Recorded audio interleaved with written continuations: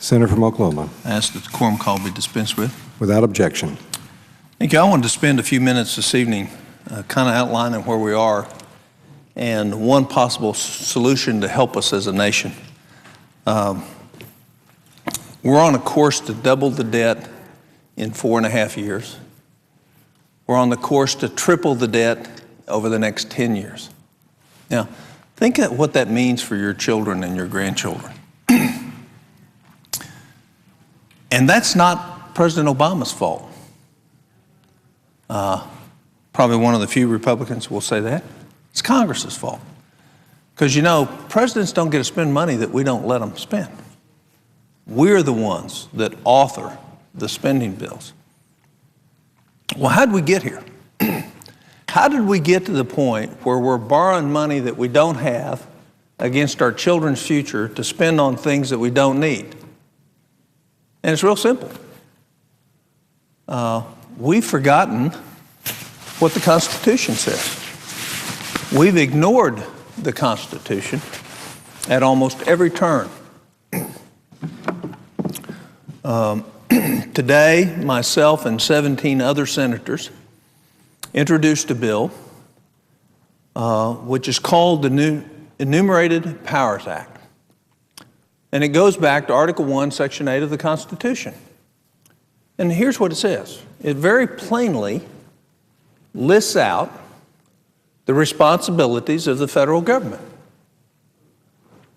And when you think that we're going to have a $3.6 trillion budget and a $2 trillion deficit this year, and that's real accounting, that's not Washington gimmick accounting, how did we get to where we could do that?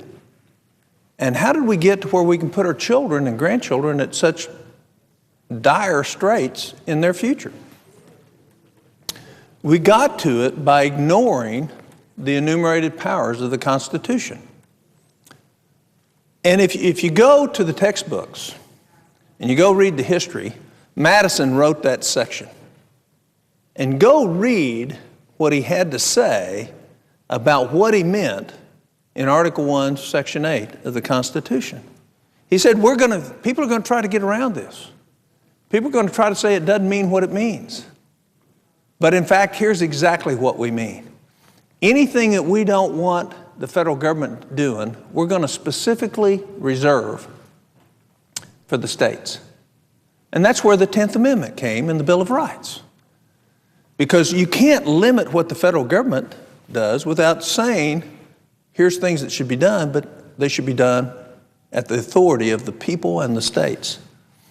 When Ben Franklin left the Constitutional Convention in 1787, he was asked by somebody in the crowd, what did the convention produce?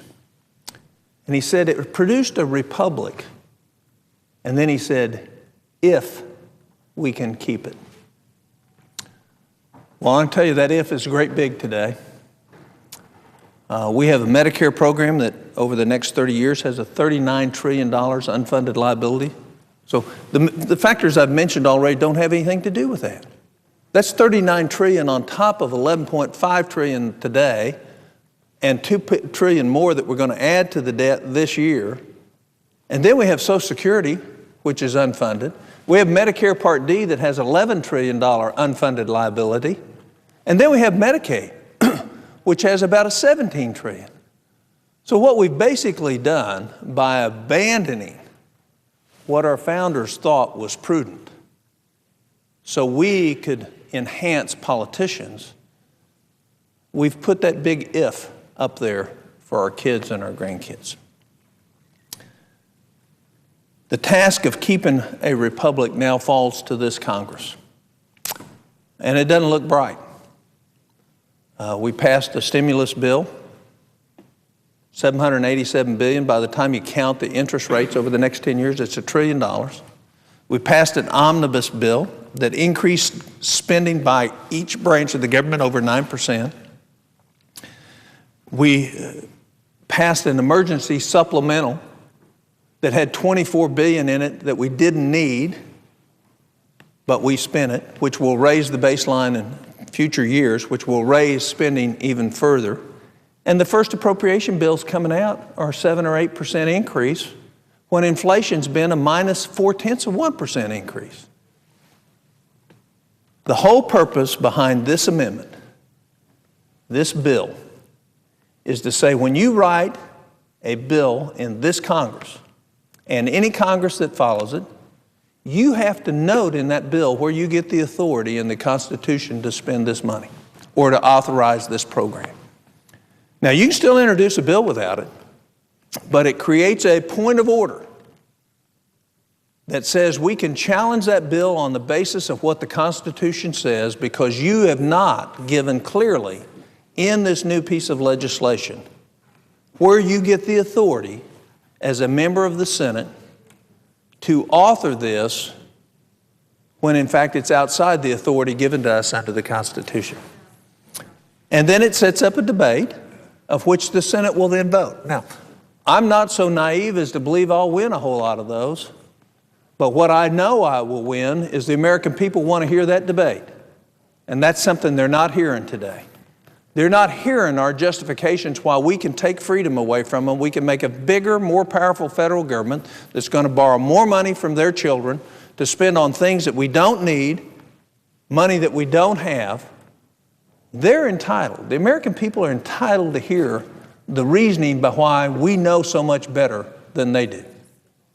And that we can ignore the wisdom of our founders in terms of our ability to grow the federal government. The federal government's far too big and far too removed from people's lives today. That's why we're feeling this rumble out in the country.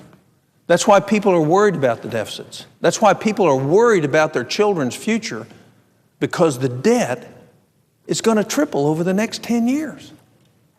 And we can't even come close. Interest payments are going to be next year close to $500 billion. Think about that. Just the interest on the debt is starting to approach $500 billion a year. $500 billion a year. Had we been prudent and not borrowed money, that'd be $500 billion we could either give back to the American people or create tremendous abilities in terms of solving some of the problems in front of us today. Healthcare. The reason we can't get a healthcare bill out of Health Committee is because nobody's satisfied with the tremendous cost that CBO is going, because we're spending tons of money and we don't have the money. And so we're now handicapped. So this bill, S 1319, requires that each act of Congress shall contain a concise explanation of the authority, the specific constitutional authority under which this bill would be enacted.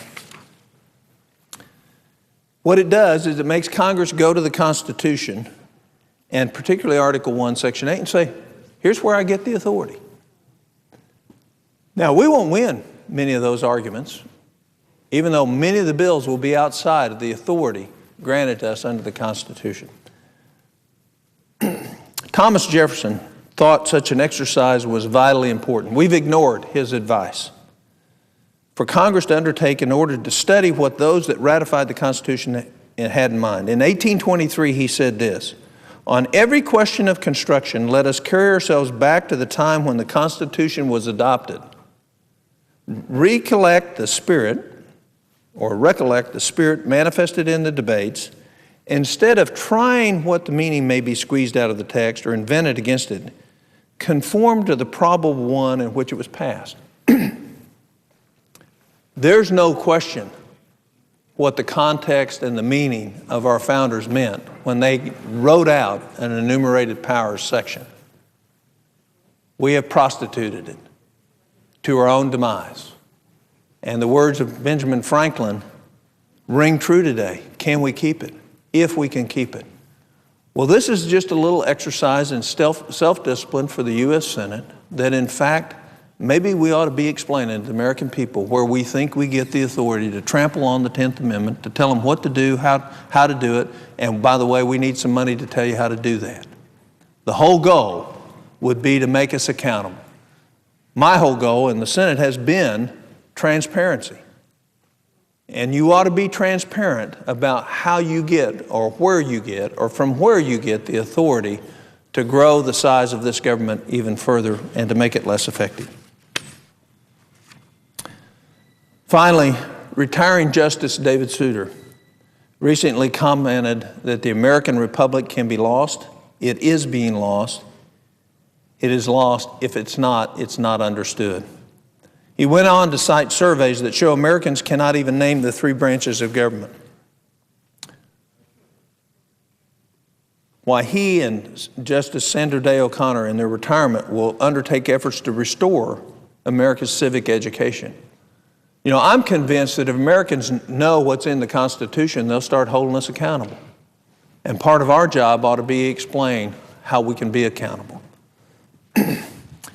We have 17 senators who think this is a good idea. That's a lot for a bill in the Senate. I would encourage my colleagues to look at this bill, to become accountable and transparent with our constituencies. And I'd end on one final note. When the president there was sworn in this year, he took an oath. And that oath said he would uphold the Constitution. And not once in his oath did it mention the state of Alaska from which he hails, and for whom the people he represents in the United States Senate. But his oath was sworn to the betterment of this country, not to the betterment of Alaska, as mine is to the betterment of the country, not to the betterment of Oklahoma. For Alaska and Oklahoma can't fare well if the country doesn't fare well. And so our founders knew that when we took this oath upholding the Constitution, that our direction would then be national interest and long-term. We've fallen away from that. We've become parochial and we've become short-term.